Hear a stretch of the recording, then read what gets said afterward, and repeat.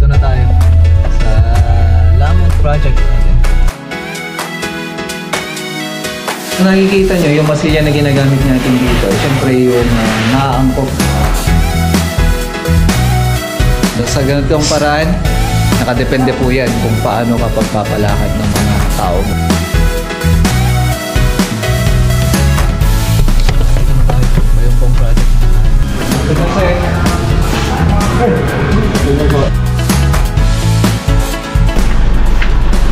Good morning. Pagka ganitong umaga, tinan nyo oras 8:25 oras. So, ganito lagi yung sitwasyon.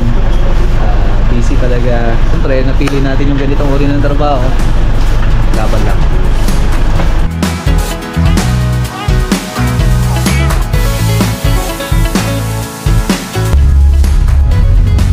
Punta tayo ng Lamont, mga kamusta?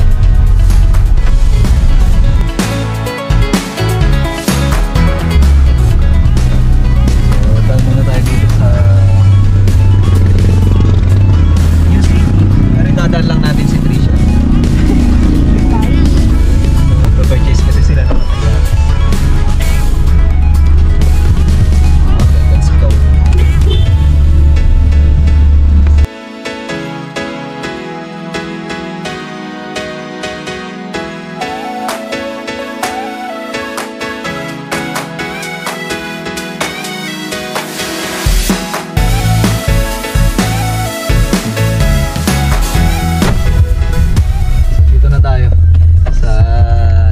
Project natin.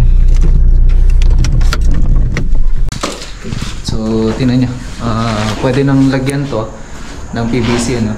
Bali, pinapatuyo lang namin yung loob niya gawa nga nung malamig yung panahon dito. Tinan nyo. Mahamog. Diba? Mahamog yung paligid. Ang ibig sabihin yan, mahirap magpatuyo ng masilya. Ayan. So, pwede na tayo maglagay dito ng PVC. Yun lang naman na. PVC niya. Then makikita nyo na yung outcome ng project natin dito. Kasi dito sa may pinaka-porch niya, ganun din. Okay na rin. Ganun din sa mga rooms niya. Gagawin lang naman na nila dito yung masters. Kulang lang naman na.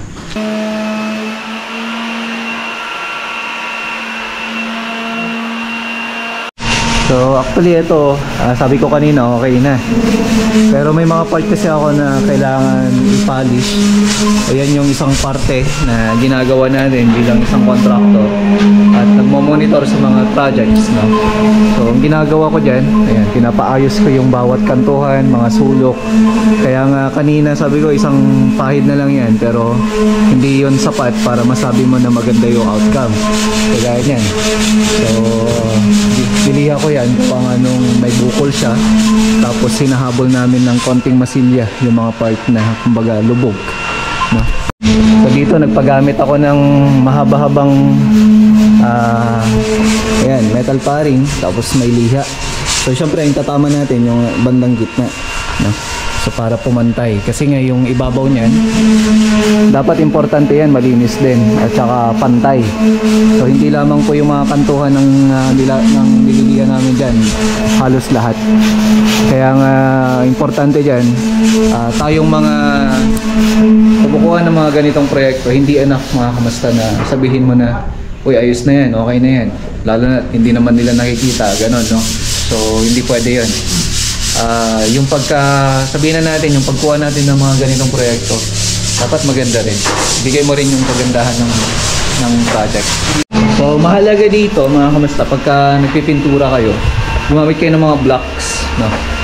It's either ganito, kahit na plywood, kahit na yung mga gypsum board natin, pwede rin po yan.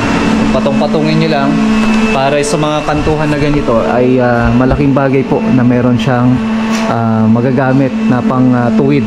So kung titingnan natin dito, ayan, hindi natin siya matutuwid ng husto kapag walang block ho yan.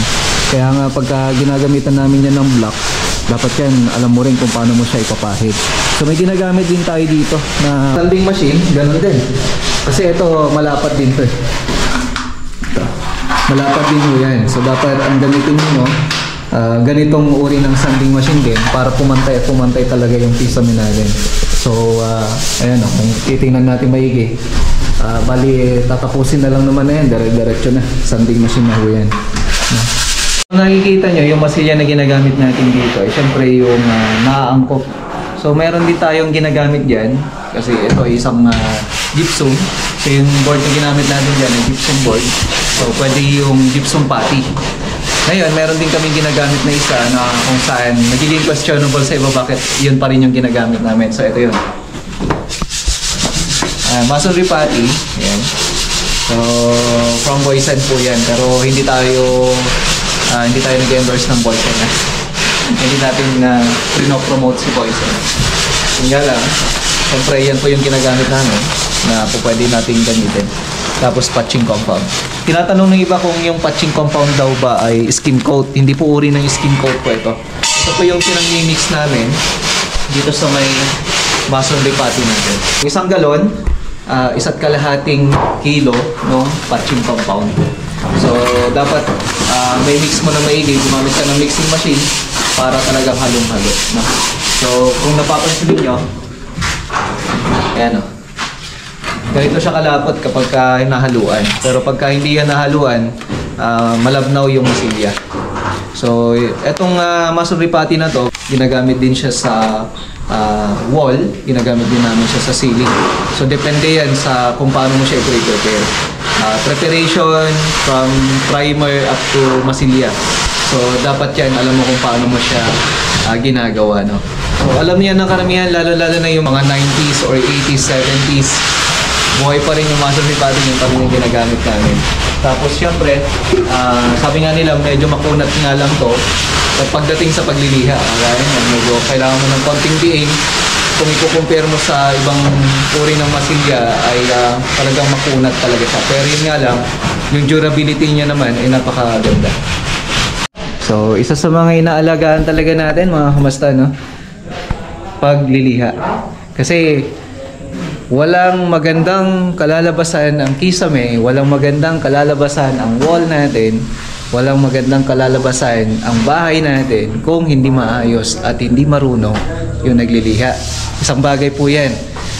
Tamang pagmamasilya, tamang pagliliha, tamang pagpipintura, kalidad ko yung kalalabasan niya. No? So dito nagpagamit ako ng mahaba-habang metal paring, tapos may liha. So syempre ang tatama natin yung bandang gitna, no? So para pumantay kasi nga yung ibabaw niyan dapat importante yan, malinis din at saka pantay. So hindi lamang po yung mga kantuhan ng nililihan namin diyan, halos lahat. Kaya nga importante diyan, tayong mga kumukuha ng mga ganitong proyekto, hindi enough mga kamasta na sabihin mo na, uy ayos na yan, okay na yan. Lalo na hindi naman nila nakikita, ganon, no? So hindi pwede yun. Yung sabihin na natin, yung pagkuha natin ng mga ganitong proyekto, dapat maganda rin. Bigay mo rin yung kagandahan ng project para syempre yung serbisyo nandun. Sa ganitong paraan, nakadepende po yan kung paano ka pagpapalakad ng mga tao mo. Kahit nasabihin mo na marunong sila, hindi po yun enough kung hindi natin siya ginagabayan. So pupunta na lang tayo. No? Ngayon din, nagpabali na rin tayo sa kanila. Tapos bibigay tayo ng pang-ulam nila.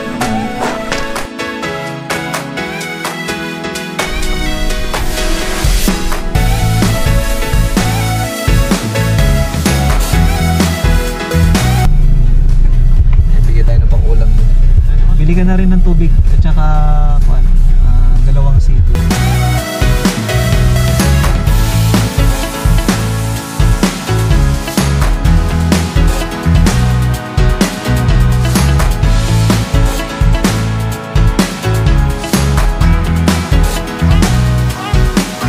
Dito na tayo.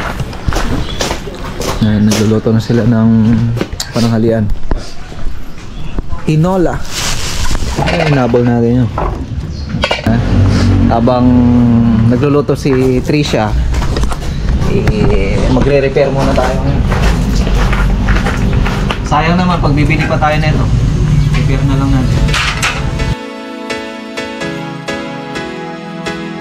Siya pa, nagagamitin. May pala tayo ulit.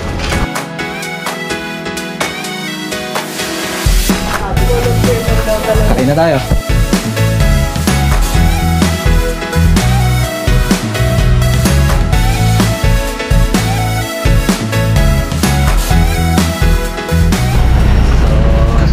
Lalagyan na natin ng palawbaw si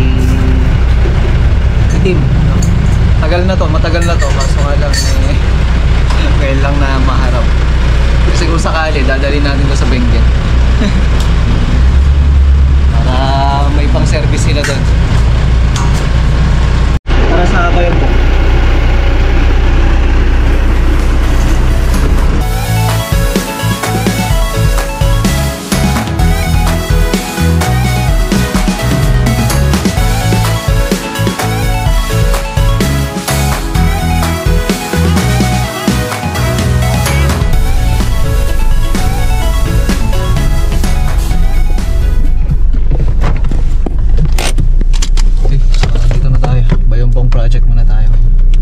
Bayambang 2.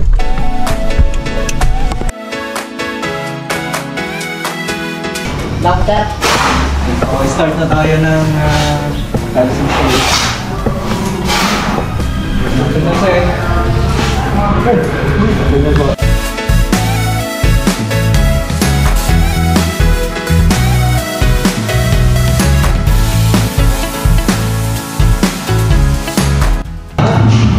Hello po.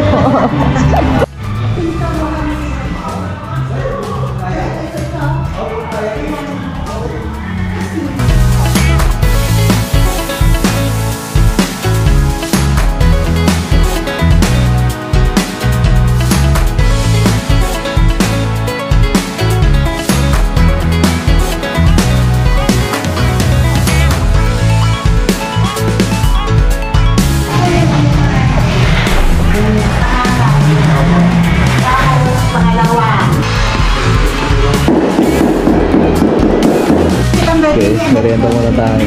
Thank you so much po.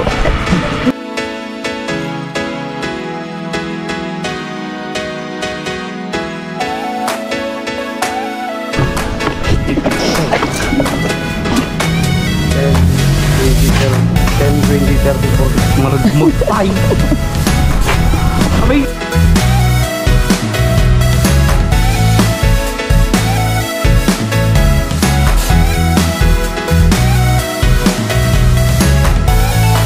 Dito na tayo sa bahay na. At ito.